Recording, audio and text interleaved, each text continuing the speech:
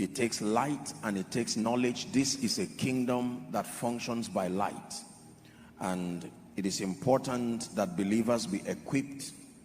Now, did you know that in the course of my studying this series afresh, I discovered that Jesus never sent any disciples. He never sent the apostles to do anything, missions, without a thorough understanding of the structure and the system of darkness.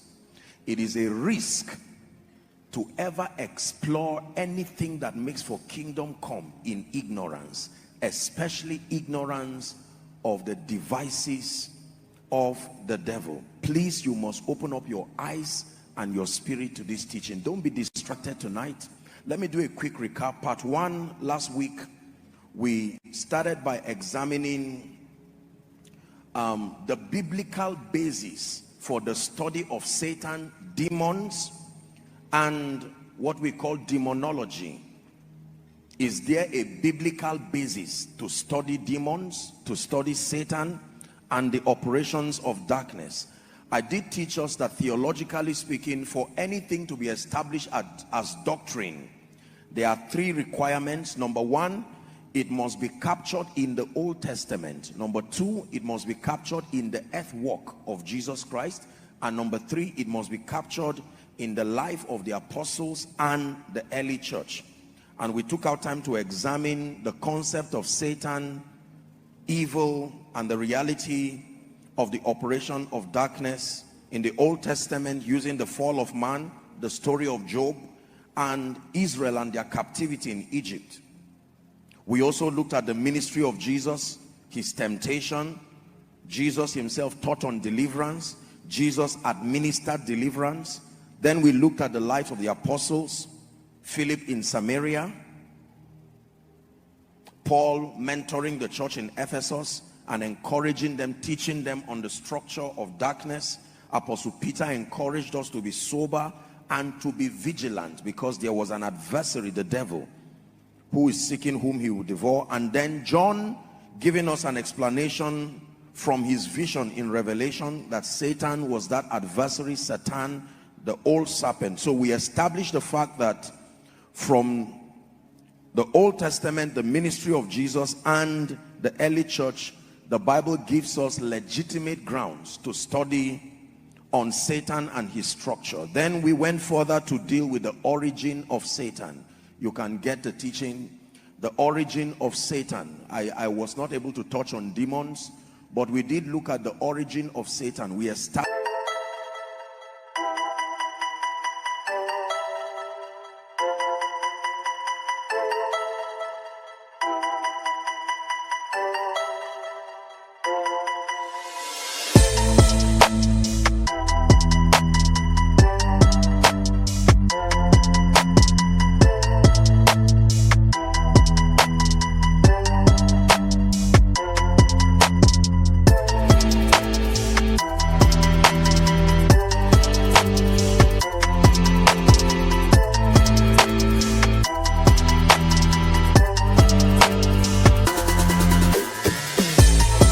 a few things. Where did he come from?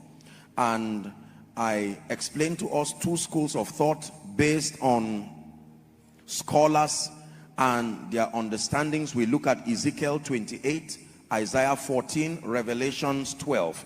These are the fundamental scriptures that talk about Satan. I taught you the principle of prophetic parallels, remember? And then we explained the name Lucifer from the Hebrew tongue, meaning the shining one, the light bearer, and that the word devil comes from the Greek word diabolos, which means the accuser or the slanderer. And we examined a few names that Satan is called in scripture. He's called Lucifer, the devil, Satan, the thief, the enemy, the evil one, and so on and so forth. And but the most important part of the teaching last week, and I'm doing a quick recap on that, is what does Satan want? Why all of this attack? What exactly is Satan's objective? And we examined from scripture that there are 2 things based on the revelation of scripture that Satan is out looking for. Number one is dominion, and number two, transgenerational allegiance. Please write that down and never forget it, that behind the ministry of stealing, killing, destruction, behind everything that is antichrist and anti-God and anti-kingdom, there is one singular drive that Satan alongside his demon spirits seek to achieve: dominion, that dominion that was given to man, and then transgenerational allegiance. The reality of transgenerational allegiance is what brought the structure for things like altars, curses, patterns. Because the assignment of altars, the assignment of curses, the assignment of patterns is to make for continuity from individual to individual. These are the legitimate systems in the realm of the spirit that can perpetuate evil even when the initiator has left.